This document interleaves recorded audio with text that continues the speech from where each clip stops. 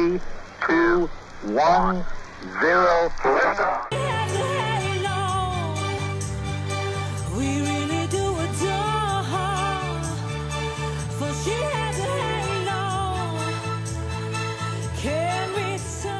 Bonjour Anissa, Bonjour merci de venir nous parler d'une école, d'une toute nouvelle école qui, à peine créée, est déjà, semble-t-il, victime de son succès. Ah bah oui, totalement victime de son succès. Alors elle est jeune parce que ça fait pas très longtemps qu'elle a ouvert ses portes, c'était en novembre dernier.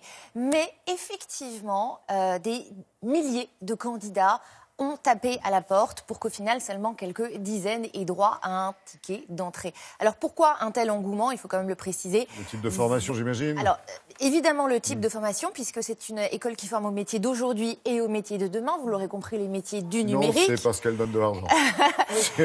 Eh bien, vous ne croyez pas si bien dire, ça vous le découvrirez dans le reportage, mais effectivement, les conditions financières pour une école d'enseignement supérieur sont très intéressantes.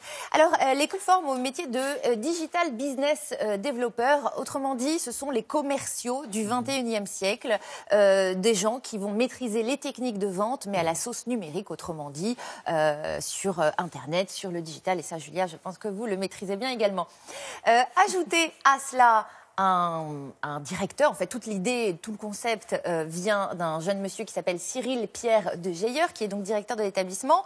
Si je vous parle de son CV, il a été professeur à HEC, ex-serial entrepreneur du digital, ex-directeur adjoint d'Epitech. Voilà, ouais.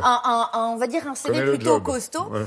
Néanmoins, il a beaucoup d'humour et vous allez voir que c'est avec humour qu'il nous a accueillis et qu'il nous a ouvert les portes de son établissement. Pour comprendre la petite blague, je vous suggère de faire attention au logo de l'école. Vous allez voir.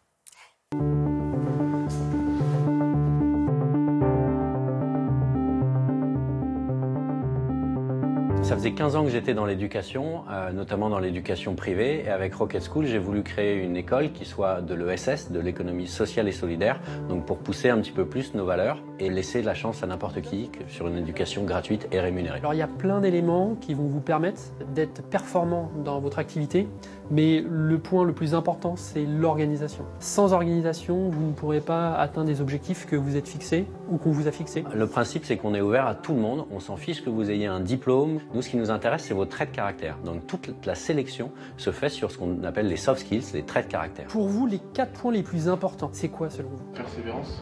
Ouais, ça j'aime bien ça. On appelle ça en anglais la rejection. C'est ce qui fait la différence entre un très bon commercial et un excellent commercial. Quelqu'un qui est en mesure d'accepter l'échec. Mais si vous êtes en mesure de l'accepter dans le cadre de vos fonctions, vous aurez tout compris parce que dans la fonction commerciale, il y a plus d'échecs que de succès. Ça va de 19 à 30 ans, on a des bacs plus 5, on a même pas brevets, on a même un Marseillais qui a vendu sa voiture pour venir à Paris pour suivre la formation. On forme sur 2 métiers, des commerciaux qui sont formés aux techniques du numérique et des chargés du marketing spécialisés dans le numérique, dans le digital également. Et qu'est-ce que tu vends concrètement, qu'on sache de quoi on parle? Alors je vends une application qui permet la remontée d'informations au sein d'une entreprise. Ok. Quel est ton objectif? Lui faire connaître Puka sans forcément vendre... C'est pas un objectif. On est sur des cours ultra opérationnels, que ce soit sur le programme commercial ou sur le programme chargé du marketing numérique. L'idée, c'est vraiment de mettre les mains dans le cambouis.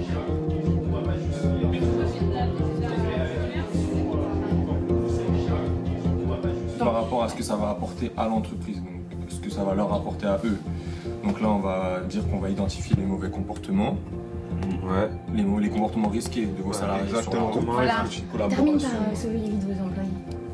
Ouais, bah c'est ça. On est sur une formation qui se passe en 2 temps. D'abord 3 mois de bootcamp, une formation intensive qu'on fait dans nos locaux. Et ensuite, les jeunes partent en alternance en entreprise, 4 jours sur 5, pour vraiment apprendre à devenir des vrais professionnels. En fait, il y a une interaction très très forte entre votre quotidien en tant que professionnel et votre quotidien à titre personnel. Le bien-être dans votre vie, vos succès, vont être basés sur votre faculté à mettre en place des routines. Les grands managers, les chefs d'entreprise, généralement sont organisés comme ça, et notamment dans les startups. C'est vraiment du développement personnel, mais tout part de là. Aujourd'hui, on est sur un taux d'insertion de 100%. On est sur des métiers qui sont tellement recherchés, qu'ils ont des potentiels de carrière qui sont juste extraordinaires. Donc, il faut vraiment en profiter.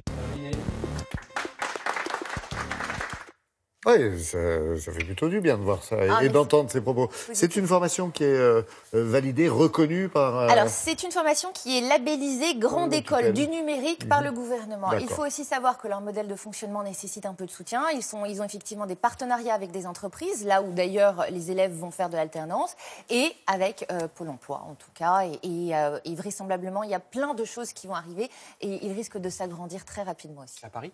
C'est à Paris, effectivement, dans le 13e arrondissement. Et ils sont plutôt rassurants quand on les entend comme ça.